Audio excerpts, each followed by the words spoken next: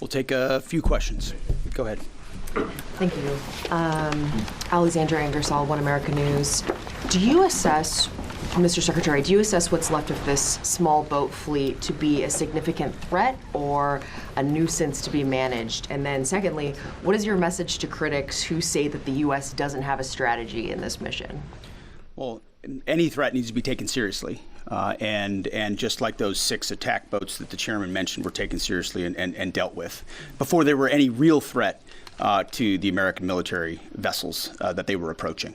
And that is, small craft like that are all that Iran has left.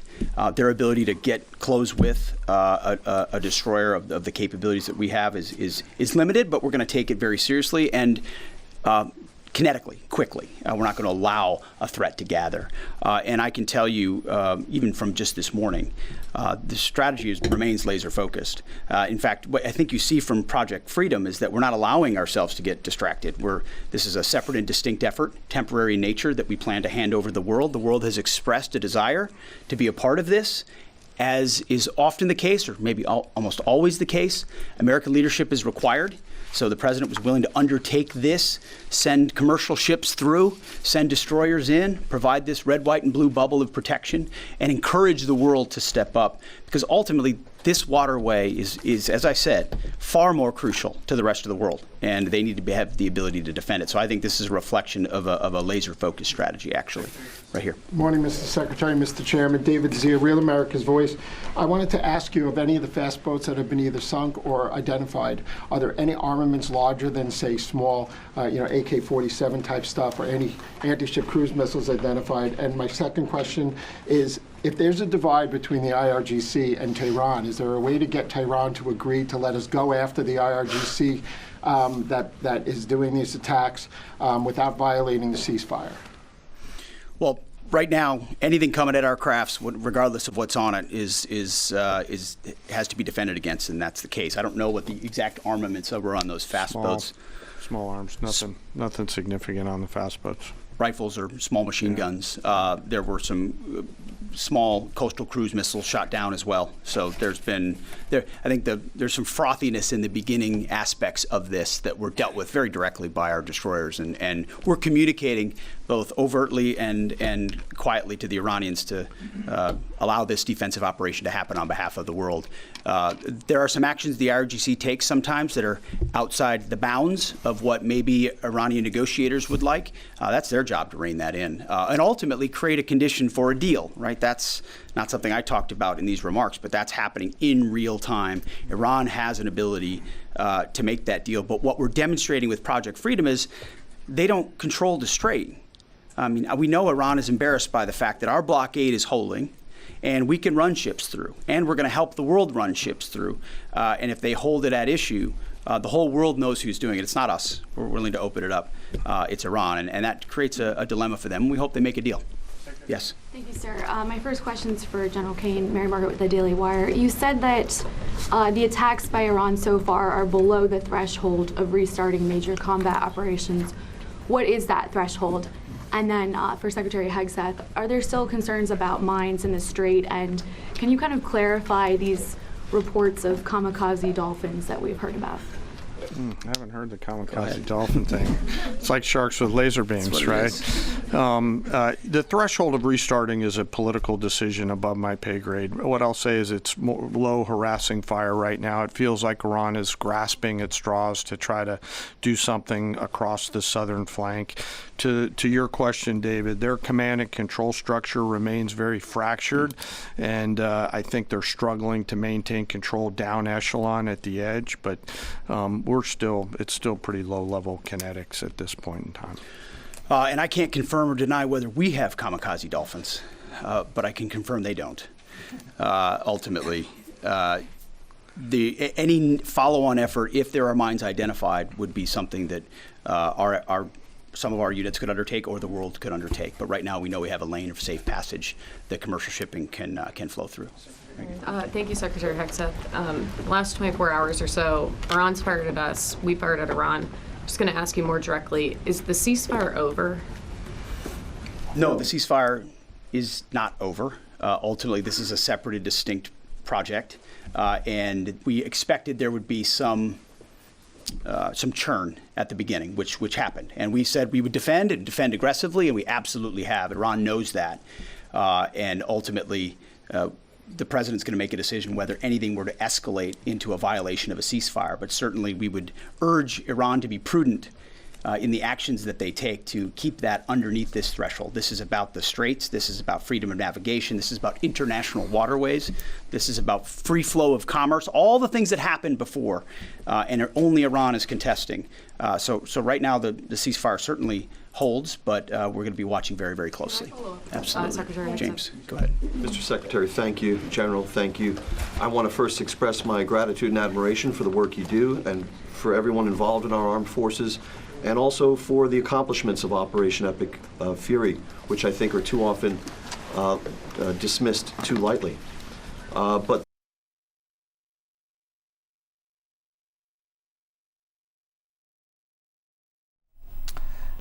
अमरीकी वज़ीर जंग Pete हेग्सेथ operation freedom के हवाले से तफसीलात फराहम कर रहे थे।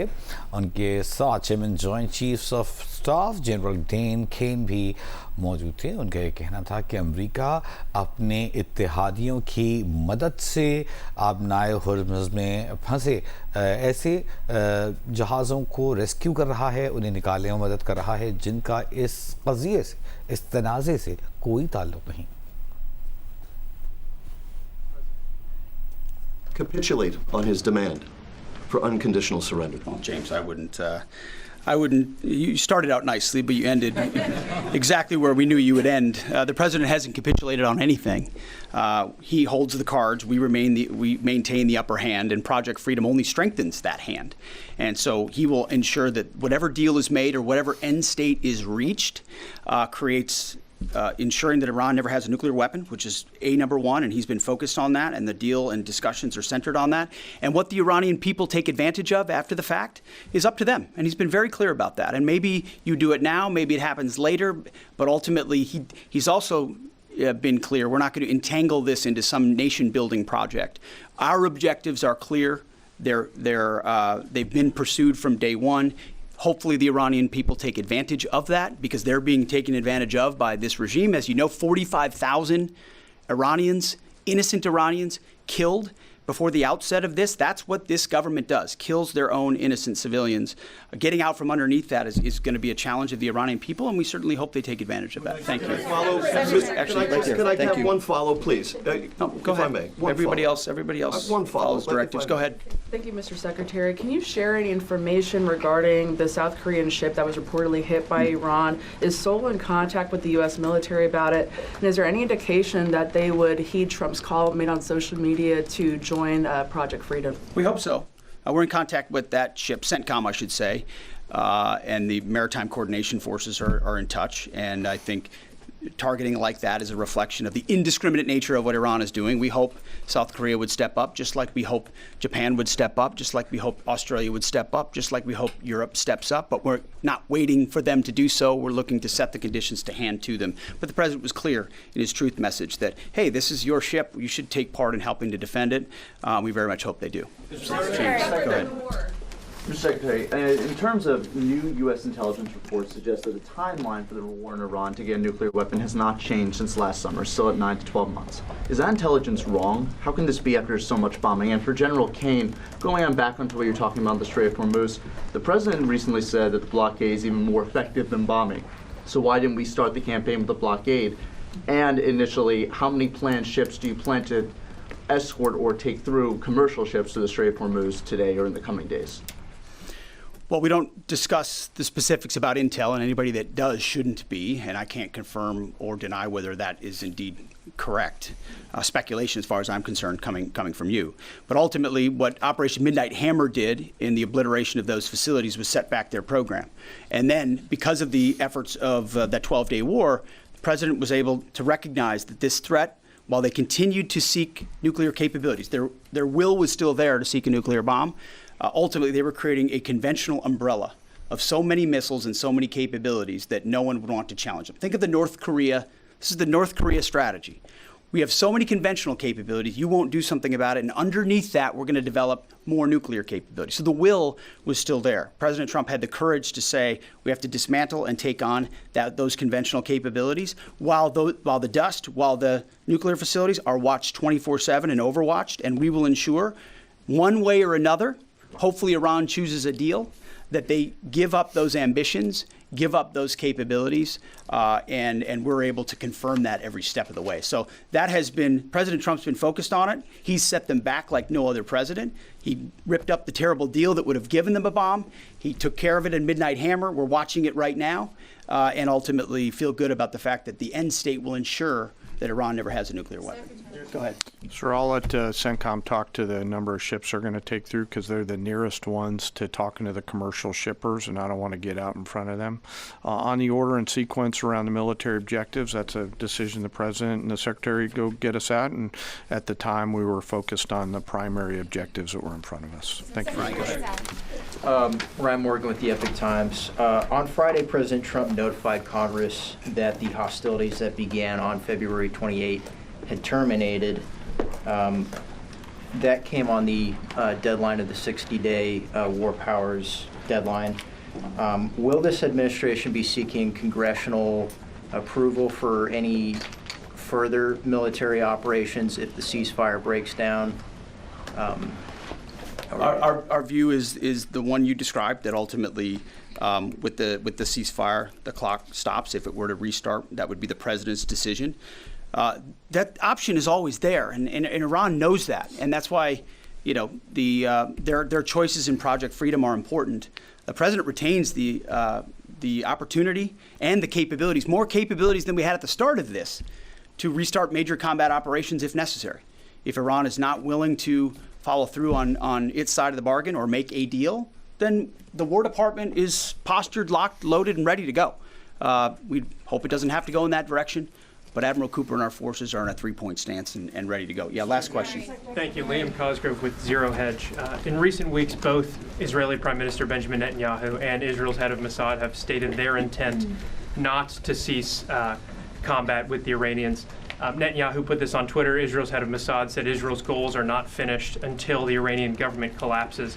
And so they're referring to the government that President Trump has brokered a ceasefire with and is working on a lasting peace in the region with. And so that's something many Americans, especially American farmers, are hoping he does get to a lasting peace. And so if President Trump is successful in that and the Israelis are explicitly stating their intent to continue fighting at a later date, how can you ensure America doesn't get roped back into a war if that comes? And secondly, with Netanyahu comfortable tweeting something like that out, and also Netanyahu has continued bombing Lebanon despite President Trump explicitly telling him not to. I would say your question is based on the false premise that somehow President Trump is being pulled in by Prime Minister Netanyahu to any of these actions. And that's where you're going. Just to be clear, President Trump has led at every step of this based on his view of American interest and America first. And we're grateful that Israelis have been very capable partners at many steps of this. And they may have some objectives at times that are slightly different than ours. But there's only one hand on the wheel ultimately directing this, whether it's Project Freedom or previously Operation Epic Fury,